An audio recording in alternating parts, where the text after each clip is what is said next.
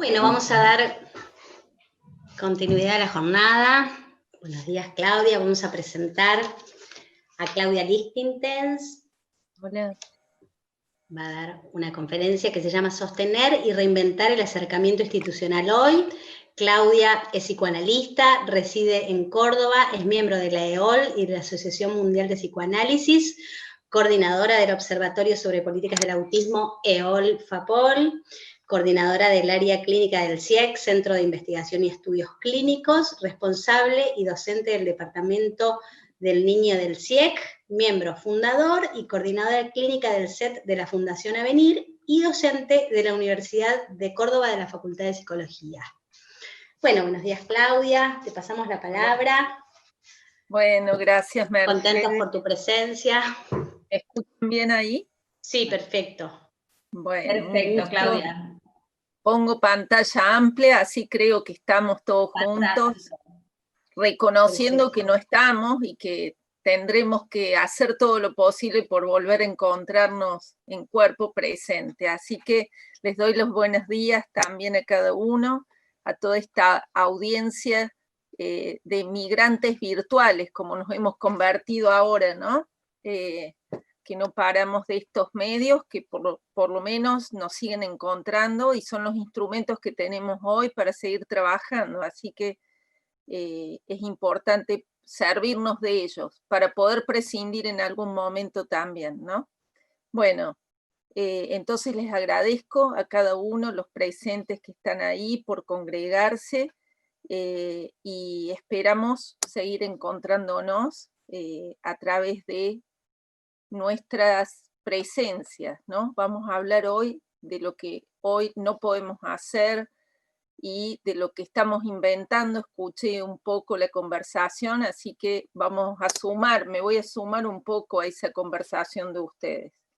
Agradezco en primer lugar a Marcela Amado y a todo el equipo de Alter que ha fundado y ha sabido, diríamos, sostener este trabajo tan comprometido con la práctica y su transmisión desde hace 30 años. Sostener una práctica tanto tiempo, tan sólidamente sostenida, podríamos decir, bueno, es un esfuerzo que no todos están advertidos de eso, y me parece muy importante hoy hacer mención de lo que es sostener una práctica en institución a diario, cotidiana y durante tanto tiempo, ¿no?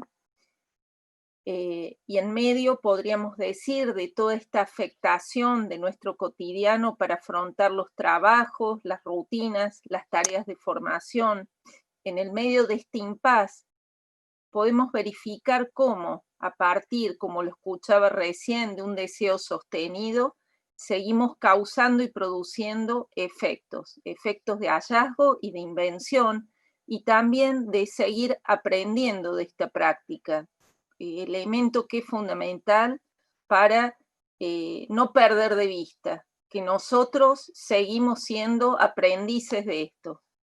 Inventamos todo el tiempo artificios para seguir sosteniendo, como hoy, la intervención en los espacios institucionales a partir de nuevas rutinas, asentadas sobre todo fundamentalmente en las transferencias sujetadas y ancladas a una ética que determina una práctica seria, que diríamos, como dice el doctor Lacan, hace serie, y que se asienta en el principio de poner en pie un proyecto institucional que se inscribe entre dos puntos que voy a desarrollar hoy: la continuidad y la discontinuidad, entre la rutina y la invención.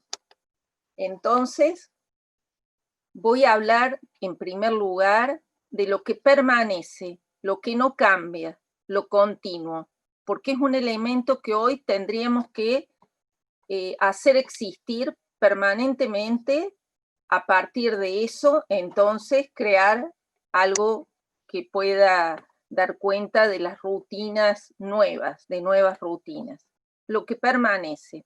He mencionado en otros espacios de intercambio como este, o en algunos escritos que he formulado en este tiempo, fundamentalmente, cuando me refiero a la experiencia institucional, es en la que me he involucrado desde su fundación en mi ciudad, el de la Fundación Avenir. Los invito a visitar la página de la fundación, pero voy a hablar desde mi experiencia que hace 25 años que llevamos adelante, y de lo que esa práctica me enseña y me sigue enseñando, para hoy dar cuenta de lo que les voy a transmitir de mi experiencia. Plantear una experiencia de palabra y de cuerpo enmarcada en una propuesta institucional exige delinear un dispositivo, por un lado continuo y regular en su propuesta, pero por otro, que preserve lo variable, lo móvil.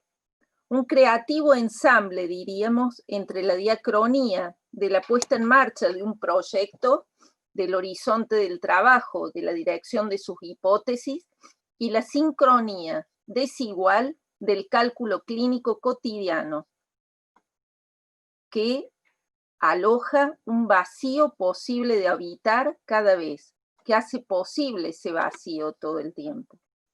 Crear espacios fijos, constantes, en cierto punto anticipables, esperables, pero a la vez que sean versátiles, permite pensar en un dispositivo, el dispositivo de la institución, en un vector que va, podríamos decir, de lo necesario, de eso que se vuelve necesario, no cesa de escribirse todo el tiempo, a lo posible, como eso que interrumpe y se vuelve posible de escribir, es decir, del lado de lo que se puede inscribir en cada uno, aquello como del orden de lo contingente, de la institución. Allí ingresa la sorpresa, el acontecimiento imprevisto. Y todo esto sobre el fondo de qué?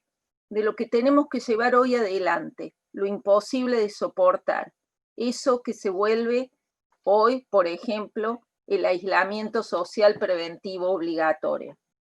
Tal vez podemos pensar a la irrupción de la pandemia y su correlato de aislamiento y distanciamiento social como una de las formas de eso imposible de soportar hoy, eso que se vuelve traumático mismo para cada uno de los practicantes, para la institución misma y para cada una de las familias que permanentemente nos están transmitiendo cómo hacen, cómo se las están arreglando para seguir adelante en este tiempo sin el alojamiento institucional diario que sus hijos estaban acostumbrados. Entonces, esto traumático hoy es algo que no cesa de finalizar, es algo que está permanentemente en un tiempo perpetuo y sin puntuación. Entonces, fíjense, si eso se vuelve lo imposible de soportar hoy, ¿cómo podríamos hacer para puntuar un poco eso que ha contaminado la vida de todos, ¿no? Es un tiempo eterno que nunca acaba, ¿no? Me parece que tenemos que tener en cuenta eso para pensar también nuestras intervenciones. Entonces, ¿de qué forma el psicoanálisis, en este caso, el que a mí me orienta es el psicoanálisis de la orientación lacaniana? ¿De qué forma el psicoanálisis aplicado a la clínica del autismo en la institución permite hacer algo con ello? Permite aliviar las angustias, los miedos y seguir acompañando al sujeto y su familia. En este entrecruzamiento entre la constante y la variable, entre la rutina, el rito, la ceremonia cotidiana y la invención, la irrupción, lo imprevisto, la sorpresa, se cimienta una apuesta de acogida cotidiana, de alojamiento diario, extendido en el tiempo, en el que un equipo asume la responsabilidad ética de la persistencia de un deseo, de poner a circular la palabra, del sostenimiento de una disposición, de una espera discreta, prudente pero deseante, en permanente movimiento e interrogación. Y es en esta dimensión de lo que permanece, de lo que se proyecta en el tiempo, que anuda la práctica con los conceptos teóricos, la que permite conjurar una tentación que he escuchado muchas veces la tentación de precipitarse en inferencias apresuradas, en adelantarse a entender y en colmar de sentido eso que los niños hacen, que los jóvenes producen, eso que el encuentro con formas graves del autismo y la psicosis muchas veces provoca. La angustia, la perplejidad del practicante muchas veces impulsa a buscar un rápido reparo en el abrochamiento de saberes y conclusiones. Pero hay que detenerse ahí, porque es el espacio, hay un espacio que es clave en la práctica institucional y que eso permanece, que es el espacio de reunión clínica, de elaboración de las construcciones de saber, de las construcciones clínicas en la institución, que cuando eso adviene como un espacio central en el trabajo, se produce algo de esa extimidad, de la función de la extimidad, de la función de, podríamos decir, de la supervisión o del control institucional, que es lo que permite introducir en lo íntimo algo extranjero y a partir de ahí empezar a deducir algunas hipótesis clínicas. Y es en ese espacio en el que el discurso analítico hace posible leer el circuito del significante, el estatuto del otro, las vicisitudes del deseo, los recorridos de la pulsión, la dimensión del cuerpo y de los objetos y sus arreglos en cada uno. Ese espacio privilegiado de construcción clínica quiero hoy destacarlo. Es en el que precipita cada vez un saber que orienta la práctica y vuelve necesaria la función de los operadores, del psicoanalista como orientador en la búsqueda de interrogantes más que de respuestas. Permite el cuestionamiento de los saberes disciplinarios, la tolerancia a la incertidumbre, la desidentificación al grupo, así también como la unificación a partir de una orientación. Es decir, todos plurales, pero orientados por una orientación.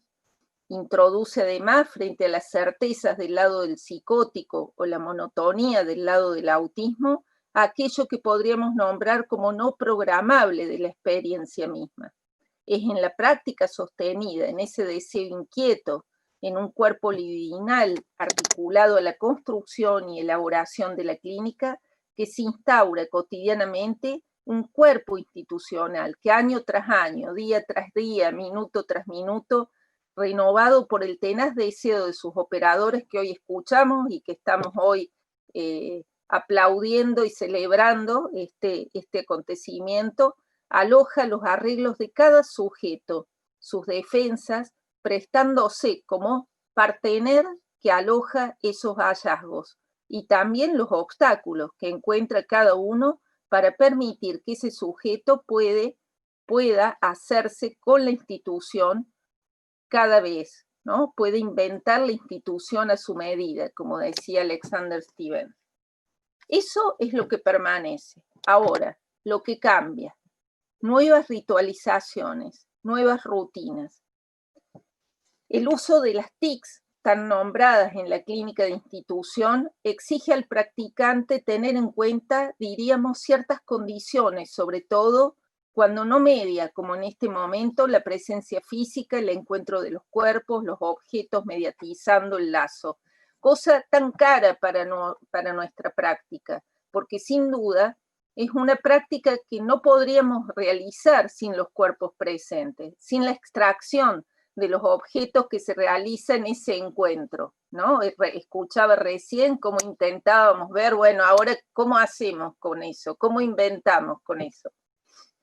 La interrupción de la presencia diaria en la institución, la abrupta e imprescindible ruptura con la serie alternante de la concurrencia cotidiana al dispositivo y la eternización de la vida compartida dentro del hogar, generaron en todos, pero particularmente en los niños y jóvenes de los que nos ocupamos, formas muy particulares de arreglárselas con ellos.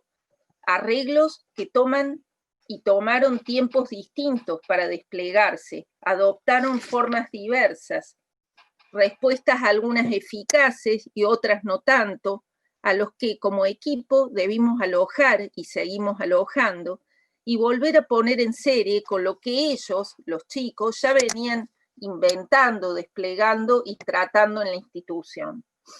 Pero esto se ha hecho ahora con la inversión que implica, casi radical diríamos, de la demanda, que implica que ya no es el niño el que concurre a la institución y toca la puerta y nosotros le abrimos para ser recibido, sino que es al revés, ¿no? Que con la disponibilidad de las videollamadas, la teleasistencia y las teleconsultas, como son denominadas por todas las prestaciones, es el equipo el que llama, es el equipo el que demanda. Y eso invierte absolutamente nuestra perspectiva de trabajo.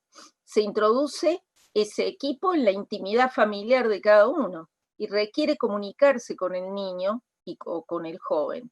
Entonces, es el interviniente, nosotros es la forma como los llamamos, educadores, intervinientes, el que debe poner en acto de una manera unívoca, no difusa, sin la posibilidad de hablar, podríamos decir, sin dirigirse a nadie en particular, sin esperar una respuesta en particular, la llamada telefónica que despliega su acción. Esto determina que sea mucho más difícil, aunque no imposible, ofrecer habitar ese espacio que ahora es virtual, proponer nuestra presencia, la de los cuerpos próximos o distantes, de la voz, de la mirada, de las demandas, y su tratamiento en la institución a disposición de los niños y de los jóvenes, pero también considerar que no a todos, que esta propuesta no es para todos. Y también esta nueva dimensión de la presencia cercana, próxima, casi inevitable en la mayoría de los casos de los padres, como escuchábamos recién. Los padres como mediadores de esos encuentros. Es una cuestión que también determina la dimensión que va a tener ahora este nuevo encuentro, este nuevo partener del niño que debemos construir. Ahora quizás ya no tan vaciado ni tan descompletado, tan a distancia. El desafío entonces ahora es, en primer lugar, lograr contar con un nuevo consentimiento. Y subrayo esta palabra, el consentimiento del niño, del joven, que nos permita volver a ocupar un espacio, ahora virtual, que evite la consolidación de una presencia intrusiva o que restaure la voluntad de un otro caprichoso que profundice su rechazo o el repliegue. La apuesta es una intervención desmarcada del lugar del otro sanitario o del otro educativo, ese que insiste en aparecer bajo la forma de una compensación restitutiva. Si eso no está, ahora tenemos que darles actividades, salirnos, corrernos de ese lugar, de lo que puede realizarse, de lo que no puede realizarse de manera presencial, de lo que debería proveerse para no quedar fuera del ritmo prestacional acordado. Son todas exigencias, ¿no?, que nos impone el discurso del amo. Y en vez de ello, de lo que se trata, más bien, es de volver a hacer existir ese lazo regular construido en la práctica colectiva de trabajo cotidiano, de recrear de maneras inventivas, ahora mediados por estos elementos, por estos instrumentos virtuales, esos hallazgos, esas invenciones originales de cada concurrente que se inscribieron en la institución, restituyendo de alguna manera tanto la discontinuidad como la continuidad de la serie en ese trabajo de reconstrucción de algún orden subjetivo que cada niño viene haciendo. El que los niños o los jóvenes no concurran cotidianamente a los centros a encontrarse colectiva e individualmente con los intervinientes o educadores, exige que la intervención a distancia diseñada continúe apelando o dirigiéndose a incidir en ese campo que se despliega entre el cuerpo, los objetos y el lenguaje. Para ir en ese sentido, considero importante algunos puntos que voy a mencionar ahora. El primero, este que les decía, establecer el consentimiento del joven para introducirnos en su realidad, sirviéndonos también del consentimiento familiar, absolutamente requerido, sin volvernos intrusivos o recreando la voluntad del otro familiar.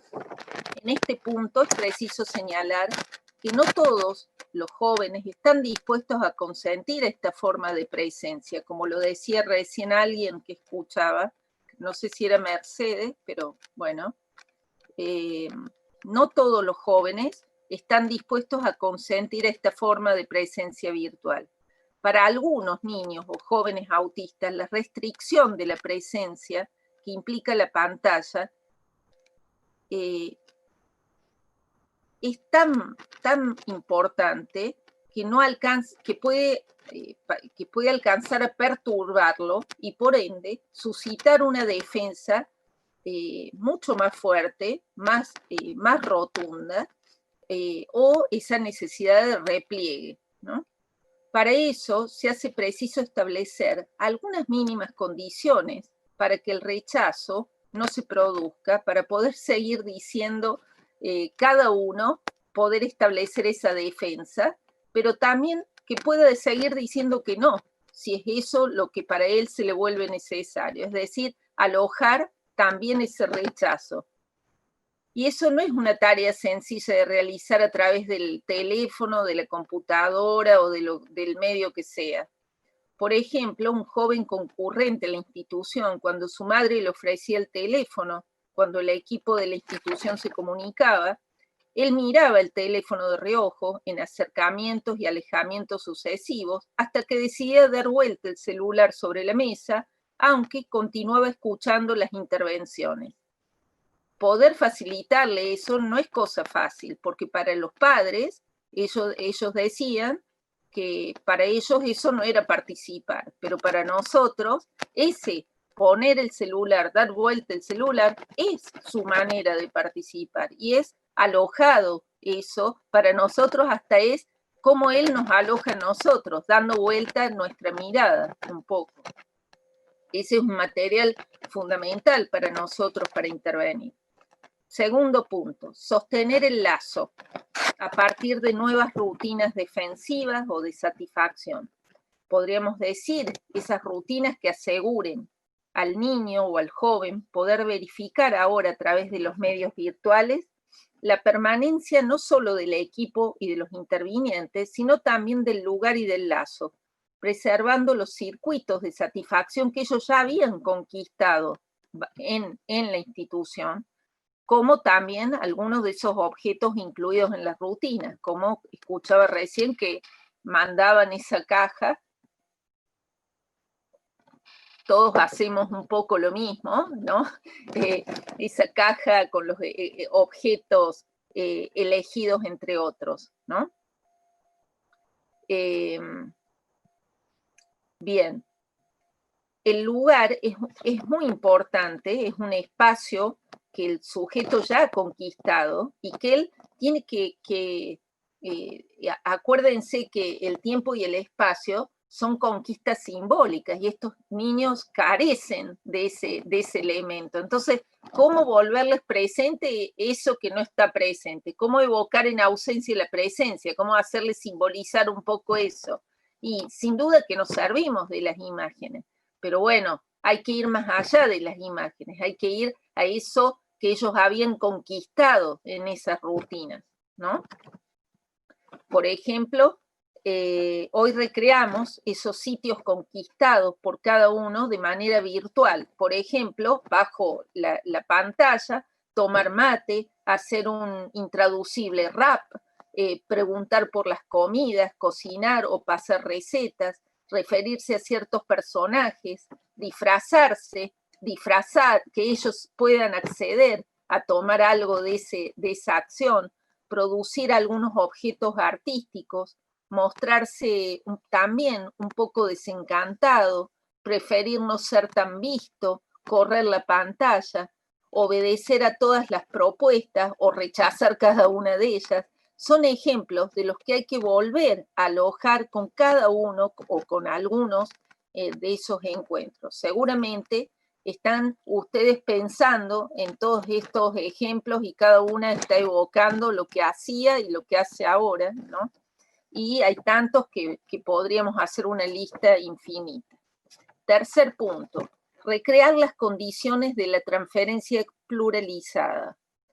a partir ahora de la imagen articulada a la palabra, o fundamentalmente podríamos decir el signo. El signo es algo que es unívoco, que no tiene equivocidad. El signo es la imagen con la palabra adosada, entonces eso le sirve muchísimo al autista, ¿no? Con elementos concretos de su interés específico, ¿no? De cada uno, que no introduzcan sobre todo y fundamentalmente que el imperativo a una enunciación, es decir, que ellos tengan que responder. Eso es fundamental, que estos elementos, que esa transferencia no introduzca la exigencia, el forzamiento a que ellos tengan que responder a una enunciación. ¿Y eso en qué se sostiene? Muchas veces, y yo diría casi cotidianamente, sobre el humor, sobre lo absurdo, ¿no? Como algo que viene a introducir un poco el estallido del discurso del amo, el descompletar ese discurso del amo serio, académico, educativo, ¿no? Introducir algo de eso que viene a introducir, ¿saben cómo se llama? El sinsentido. Eso, y ustedes seguramente están de acuerdo conmigo, a estos jóvenes, a estos niños les sirve para servirse de nuestros aportes y volvernos partener de esas creaciones, ¿no? Que ellos van haciendo, fundamentalmente en las rutinas ya establecidas en las instituciones, como son los talleres, los juegos, los rituales del inicio al fin de las actividades. Por ejemplo, el caso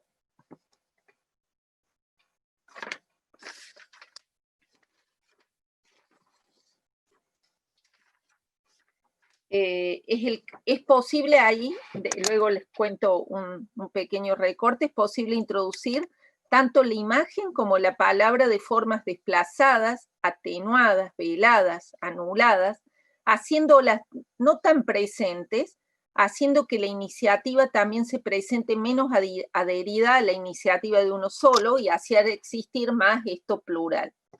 Estos encuentros virtuales más colectivizables, podríamos decir como meriendas compartidas de forma virtual, concursos de chistes malos, no de chistes buenos, de dibujos, los refranes, los talleres que armamos de maquillajes hoy sobre todo, así como el envío de material que contaban también ya editado, tutoriales, videos, musicales, mensajes grabados, permiten hacernos presente, elidiendo la cuestión de la demanda de manera directa o de quedar entrampados en comunicaciones infinitas en ese de a dos que hay que también, ¿no?, un poco descompletar. 4. Operar con el doble imaginario. En el autismo implica apelar a una imagen o a un cuerpo cercano como un recurso muy efectivo y tranquilizador, un recurso de apoyo, ¿no?, al estilo de un yo auxiliar que le permite a cada joven armar un cuerpo, ¿no?, armar algo de un cuerpo, armar una consistencia imaginaria del cuerpo. Ahora se puede apoyar en la imagen del teléfono que devuelve justamente esa imagen del doble. Pero no siempre esa pantalla es bien recibida, porque la pantalla del espejo, la pantalla se vuelve el espejo, se vuelve, y sabemos, Lacan ha hablado del estado del espejo, y sabemos que en el autismo eso no se ha producido, es decir, que no está construido el otro y servirse de esa imagen e interpretarla y significarla. Entonces la pantalla, en este caso del espejo, tiene como condición que la imagen tapone y vele el vacío del objeto. Es un uso de la pantalla del lado más de la especularización, ¿no?, como imagen plana, como velo, más del lado lo encontramos en la psicosis, en el autismo, que da lugar a un armado de la imagen del cuerpo a esa manera del doble. Es como en el caso de otro joven que no cesa de repetir, por ejemplo, que se sirven de sus celulares, como decíamos, y que antes decíamos, bueno, ¿cómo hacemos de aquellos que no pueden soltar el celular? y ahora nos servimos de eso, ¿no? Bueno, pero por ejemplo es el caso de ese joven que, por ejemplo, permanecía permanentemente durante las 6 horas que está en la institución, las horas que permanece en la institución, mirando en su celular los dibujitos animados, repitiendo todos las imágenes y todos los libretos de los personajes casi memorísticamente, sin error, ¿no? Y ahora, ¿cómo nos servimos también un poco de esa imagen, ¿no? ¿Cómo nos servimos, cómo nos metemos un poco en ese celular nosotros? ¿Cómo nos metemos un poco para, bueno, para hacernos presentes y también descompletar un poco ese compacto que ellos arman entre la imagen, ¿no? Y ellos mismos, ¿no? Esas imágenes perpetuas, sin punto de capitón, sin fin, ¿no? Hoy lo podemos ver en los casos en que las propuestas de videollamada producen una contemplación extasiada del recuadro de su propia imagen. Ellos se quedan mirándose, les ha pasado seguramente, hasta su propio reflejo en el cristal de la computadora, manteniendo los intercambios verbales con el practicante sin detenerse demasiado en las presencias de los educadores, sino en sus propias imágenes, como que se quedan peinándose o mirándose un poco perplejos, ¿no? Cosa que es difícil después de frenar, ¿no? Así, por ejemplo, un sujeto que siempre ha quedado fascinado por los brillos de los espejos y vidrios, esos que le servían para reflejar un poco su propio cuerpo, utilizaba ciertos detalles que incorporaba para volverse algún superhéroe, un sombrero, una capa o algún protagonista de un show, construyendo de este modo una imagen a un doble, ¿no? Eso ya era servirse de ese doble.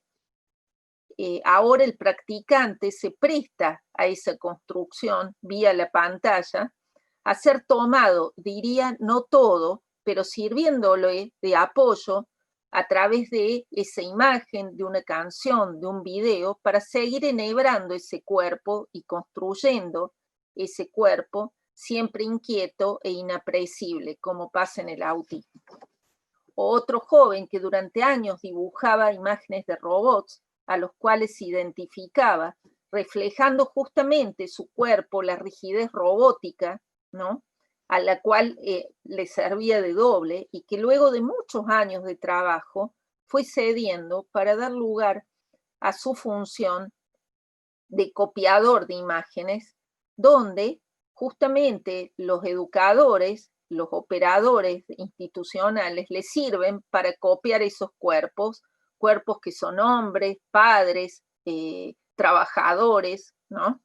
Y como él ahora nos transmitía que está construyendo una nave robótica, ¿no? Como la construía antes, pero esta nave es distinta a las anteriores. Esta nave robótica, dice, tiene cabina doble, así podía entrar a alguno de sus educadores, ¿no? Antes era una nave para él solo, ¿no? Bueno, el 5, que ya estoy terminando, es producir un neoborde o bordes de satisfacción, que sigan haciendo de cuña, podríamos decir, entre los padres y el niño. Si el dispositivo analítico tradicional o el de institución tienen como una de las funciones establecer esa cuña, se trata ahora de evitar que el aislamiento o el recurso tecnológico de la comunicación desdibujen esa muesca, esa separación, y seguir apuntando a recortar los bordes y los objetos de satisfacción corporales de cada sujeto, que le devuelve a cada uno una cifra identificatoria. Es, por ejemplo, el caso de un joven concurrente al centro sobre quien la teleasistencia solo redobló la batería de prácticas de rehabilitación de la que era objeto previo al aislamiento obligatorio. Nos exigió utilizar las llamadas o videollamadas justamente para continuar, las cuales se llevaban a cabo en presencia permanente de su madre. Allí los intervinientes observaron el estado somnoliento, tedioso, cansado, hasta forzado a permanecer bajo la mirada de su madre y ahora del interviniente. En este caso, no accedimos a formular una rutina de horarios, de encuentros con él y la familia. Vaciamos, ahuecamos, faltamos, hasta que una noche el joven, solo, él se comunicó con uno de sus intervinientes y le transmitió que se encontraba solo, a oscuras, en su habitación, relatándole con mucho ánimo y vitalidad lo que había hecho en el día, lo que tenía ganas de hacer en la institución cuando volviera, y hasta a quién tenía ganas de ver y hablar, pero recortado también de la mirada del otro. El último, favorecer el descompletamiento o la subversión del discurso del amo, como les decía, volvernos un poco subvertivos de ese discurso, subversivos del discurso educativo, sanitario, introduciendo estas alternancias, desmarcándonos del lugar del saber, de la ética de las buenas intenciones, de los ideales didácticos o del otro contemporáneo de la cifra y la sumisión a la norma, para seguir haciendo existir la pluralización y la diversidad de tratamientos de cada niño. Cada niño y cada joven tiene su modo de tratar el otro, el cuerpo, los objetos, y fundamentalmente requiere de que nosotros nos descompletemos de ese lugar del saber para que eso se produzca. Es necesario que el deseo de seguir causando, como le decimos nosotros los psicoanalistas, el deseo del analista es un deseo que causa, es como una chispa permanente, que es lo que hace que estemos hoy reunidos aquí, como lugar de vacío y de alojamiento de la transferencia, permita seguir agujereando el sentido común y de lo virtual mismo, inscribiendo un encuentro consentido y modulado, que opere apoyado entre el corte y la continuidad, entre la reinvención de maniobras transferenciales y la permanencia de una posición interrogada, ahuecada de un saber conclusivo, de un practicante listo, despejado de sus propios síntomas, sin urgencias por accionar, pero con agilidad para operar y de seguir anudando los cordeles, como ustedes en Alter, el símbolo son los 3 cordeles, es decir, anudando esos 3 cordeles a partir de los hallazgos que precipitan de la reunión clínica, lugar central, que no hay que en ningún momento excluir, al contrario, nos tenemos que anudar de esa reunión, que es lo que sustenta la una orientación. Bueno, dejo aquí para que podamos conversar. Bueno, Claudia, muchas gracias por tu exposición, muy interesante, muy enseñante, muy clínica. Bueno, hay muchos conceptos también ahí. Abrimos el espacio de preguntas. Yo me quedé pensando un poco en esta indicación clínica tuya, digo, la tomo como una indicación Perdón, clínica. Mercedes, yo escucho un poquito bajo, no sé si el resto escucha bien. Sí, yo también la escucho bajo. ¿Ahí mejor? Ahí se escucha mejor, sí. Ah, perdón, me puse los auriculares, me los saqué. Bien, lo que decía, además de que fue muy enseñante la exposición y abrimos el espacio de preguntas, comentarios que pueden escribir por el chat, hay un punto que es una indicación clínica que parece obvia, pero no lo es, que vos ubicás un punto de lo imposible, ¿no? Ante el encuentro con la contingencia y el rearmarse en este un poco del empuje, el discurso amo de hay que seguir atendiendo, hay que seguir enseñando y todo lo demás. Digo, hay un punto que es imposible, ¿no? Ubicás ahí, que no es para todos esta atención y hay que ver de qué manera se puede llegar, y de ahí la vía con esta cuestión de los inventos con lo que uno tiene a la mano, que de eso se trata, las invenciones son con lo que uno tiene a la mano, armando estrategias de trabajo. Ese punto me pareció como claro, como indicación sobre todo. Bien, no sé si hay alguna pregunta, comentario, Marcela, si querés decir algo.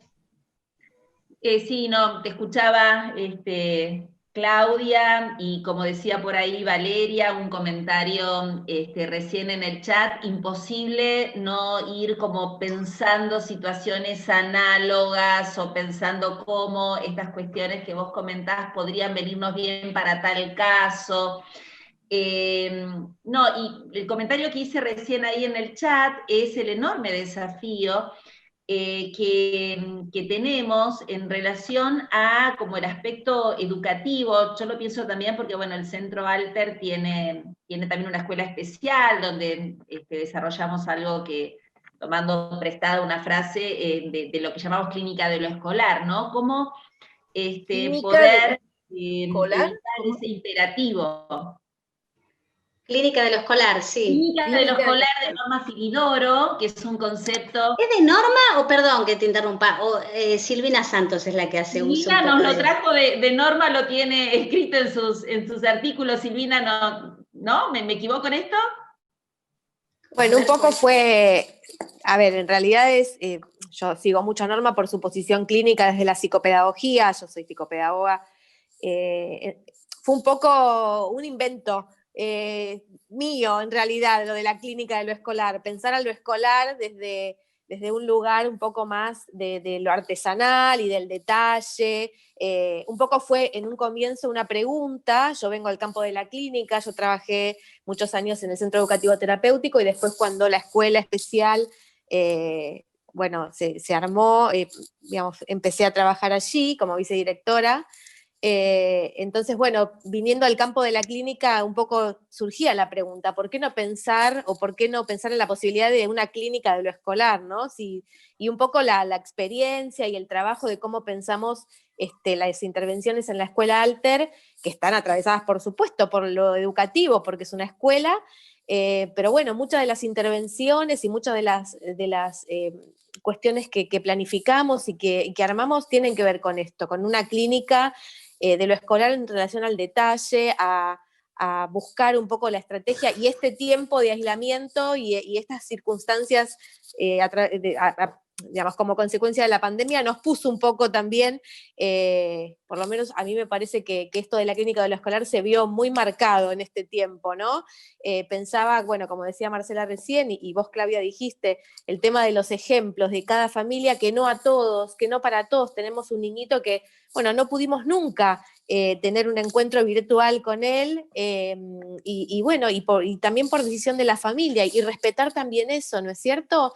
Porque también tenemos el discurso que todos tienen que estar conectados, hay que llegar de algún modo u otro, y a veces no se puede invadir, ¿no es cierto? El espacio familiar, el espacio del niño. Entonces, bueno, me parece que desde ahí pensar un poco lo de la clínica de lo escolar, desde ahí lo pienso yo, por lo menos. ¿Puedo decir algo? Sí, claro. Bueno, a ver, me voy a poner que las veo a todas. Ahí estamos.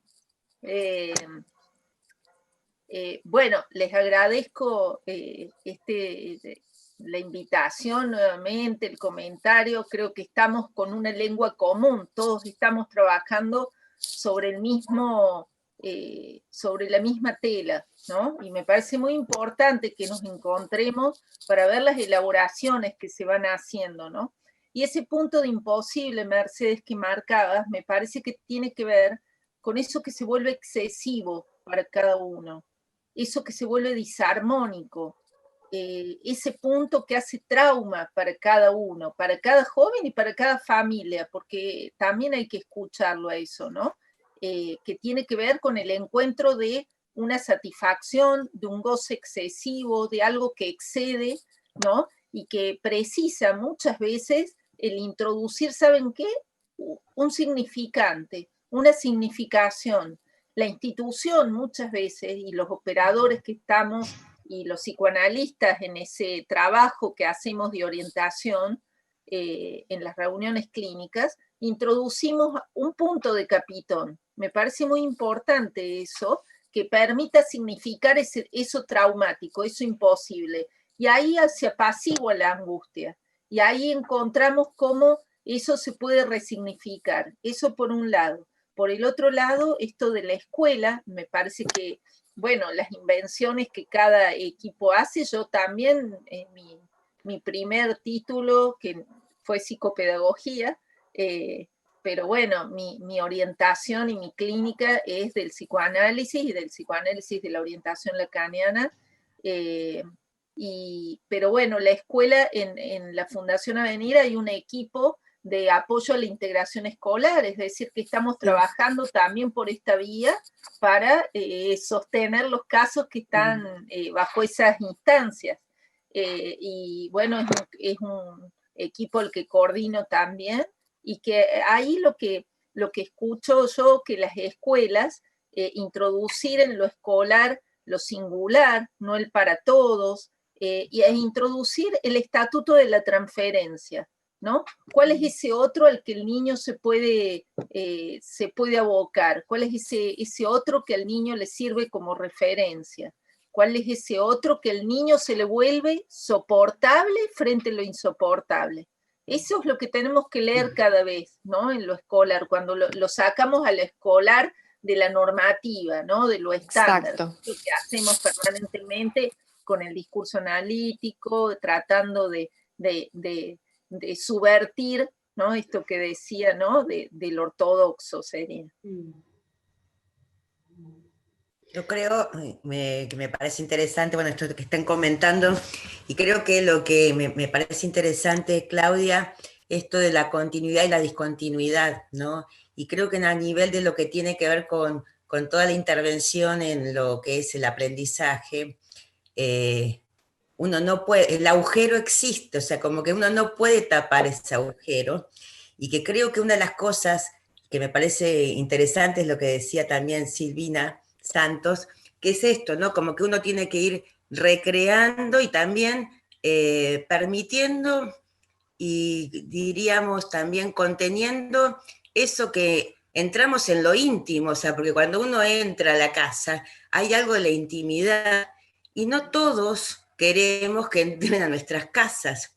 Y encima, en frente a determinadas cuestiones que tienen que ver cómo funcionamos en este lugar de fordad, de poder tirar esa manga, pero esa manga no la podemos tirar en función de preconceptos o preceptos que nosotros pensemos, sino que es descubrir desde el espacio analítico algo de eso que podamos, digamos, entrar en esa casa sin invadir esa privacidad, ¿no? Así es. Eso es muy importante, por eso hacía mención del concepto de extimidad.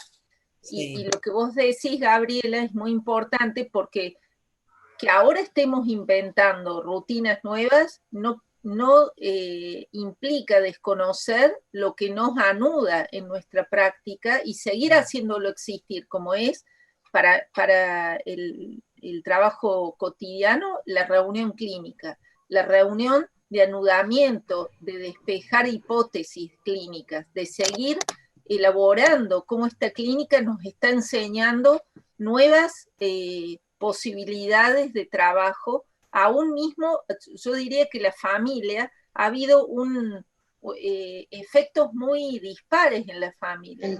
Hay familias que están muy angustiadas y que están muy urgidas de que la institución vuelva a funcionar, y hay otras que están como redescubriendo a sus hijos, porque cuando tienen la llamada, la videollamada con nosotros y ellos lo asisten, redescubren a un hijo que ellos desconocían, que sabía hacer cosas, que sabía cantar, que sabe dar recetas de cocina. Es más, hay un caso que lo salté por el tiempo, que es un jovencito que nunca habló y en la institución empezó a hablar.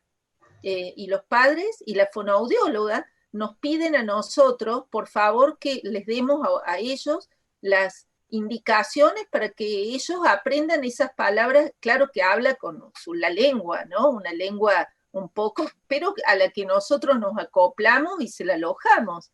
Pero la fonoaudióloga y los padres nos piden como el tesauro de la lengua, para que ellos la aprendan y puedan comunicarse con él. Y es eso, el efecto de hallazgo es más de los padres que del niño mismo, ¿no? Entonces, por eso digo que hay también algo de la sorpresa que hay que leer, ¿no? En cada caso. Perdón, quería, digamos, justamente a ese pensamiento de Claudia, digamos, cómo, digamos, la familia aprendió nuevas cosas y digamos, a conocer más, creo que a su hijo, ¿sí? Tanto hablo en el ámbito terapéutico como en lo escolar, porque siempre la familia por ahí, uno la ve de afuera, pero en este, digamos, en este ámbito, digamos, nuevo, cómo, digamos, la familia se compromete a veces un poco más y empieza a conocer cómo ese chico reacciona en otros ámbitos, ¿no? Sí. Eso también es interesante para poder estudiar, ¿no? Todo este tema de la pandemia y cómo, digamos, las familias empiezan a conocer más a su hijo, ¿sí? Y lo que puede su hijo, ¿no? Cómo cambia la actitud de su hijo ante, digamos, la intervención desde lo escolar y desde lo terapéutico, ¿no? Que ellos siempre estaban por fuera. Así es. Yo creo, Mariana, sí.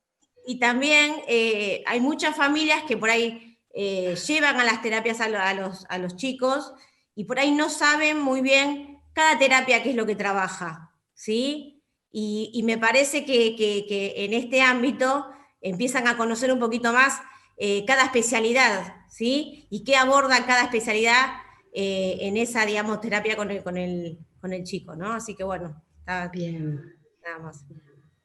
Yo creo que es importante ese efecto de perforar un poco y a la vez permeabilizar un poco el lazo con lo familiar, meternos un poco ahí, con el cuidado y la prudencia que hay que tener, ¿no? Porque por ahí es importante lo que redescubren los padres de sus hijos, pero también que se puedan hacer a un costado, que ellos puedan descansar, que hay otro que está alojando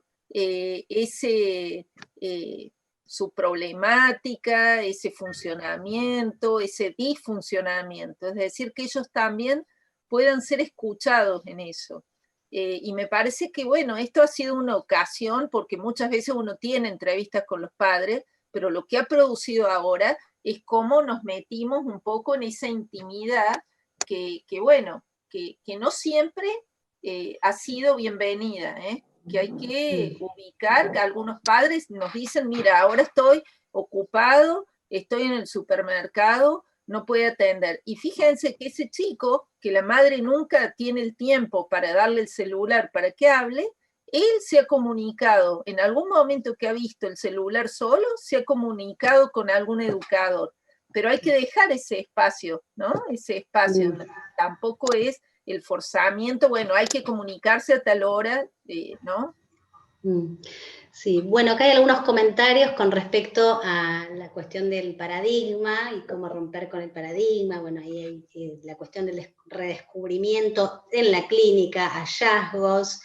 Un poco pensaba también en esta cita de Miller, de la invención psicótica, en donde diferencia la invención del descubrimiento de la creación, donde un poco la idea de la invención es con lo que hay rearmar algo nuevo, dice ahí, como la idea del bricolage.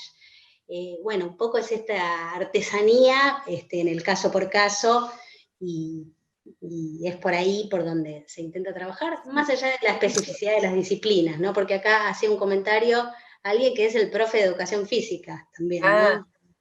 Bueno, eso es muy importante, el tema de cada uno de los espacios que ya estaban como conquistados por los chicos, y ese lazo también transferencial con cada uno de los operadores, ¿no? Volver a actualizarlo, ¿no? Pero me haces acordar esa intervención de un joven que tiene una cierta fijación al objeto desecho, ¿no? Y todo se vuelve desecho, todo se vuelve, imagínense, en pandemia, todo es desecho. Ahora, por supuesto, es el tiempo más fácil de identificarse que afuera está la catástrofe y adentro también. Entonces, algunas de las actividades que se le favorecía eran la creatividad de algunos, él le gusta dibujar, entonces se le mandó todos esos, como esa caja que ustedes enviaban, se le envía también para que él pueda hacer esos dibujos que para él eran como una solución, un arreglo interesante, que luego era eso elevado a la dignidad de una producción en la institución. Pero ahora nos dimos cuenta, pues, en la reunión clínica, por ejemplo, qué se hacía con esos objetos que ellos producen. Y nos encontramos, claro, que ese objeto también caía dentro del lado del desecho, nadie lo ponía en valor. Entonces, lo que se programó ahora en adelante, que todas las producciones que han hecho en pandemia, ahora en teleasistencia, vamos a hacer una muestra online de todos esos objetos. Es decir, elevar esa producción ¿a qué? A la producción de un sujeto, que es lo que hacemos en psicoanálisis, porque no nos importa tanto si dibuja, no dibuja, si cocina, si baila, aprende el baile. Se trata de que eso medie para producir algo de la constitución subjetiva, de producir un sujeto. Tal cual, la inscripción, la línea de la inscripción, que lo retomábamos también en la cuestión de la importancia de la reunión clínica como lugar de inscripción. Bueno, no sé si hay algún comentario más, ya estamos en horario. Acá hablan de las propuestas de inclusión, lo disruptivo también en lo que es la inclusión escolar. Yo puedo verlas también para contestar. Sí. Se sumaron la licenciada Laura Bosco y Agustina Barreto, amigas de la casa. Saludos. ¿Alguna pregunta? Es verdad eso que dicen, es muy importante esto, porque fíjense que en muchos casos ahora, si algo también escuchamos, que hay muchos chicos que están más tranquilos también. Sí. Seguramente que ustedes lo han corroborado eso, ¿no? ¿Por qué? Porque se ha frenado el forzamiento que le implica a cada joven autista o psicótico o con disfuncionamiento del lazo, acceder al discurso del otro. Y eso, en las escuelas, por ejemplo, los chicos que tienen que ir a las clases con apoyo a la integración escolar, sin duda que ahora están mucho más pausados, más aliviados del encuentro de los cuerpos y de ser forzados a tomar un lugar que sin duda es un lugar difícil, complejo, y que, bueno, armamos todo un artificio para que lo pueda ocupar. Pero es importante también poder leer que hay muchos chicos que están mucho más aliviados, ¿no? Y es una lectura que nos debemos y que tenemos que seguir haciéndola esa, ¿no? Porque sin duda para pensar si es necesario que ese niño asista a la escuela 5 días a la semana, o a lo mejor que vaya 1, vaya 2 y el resto lo curse online. Por ejemplo, los chicos que hacen la escuela con apoyo a la educación. A ver qué, pensaba que...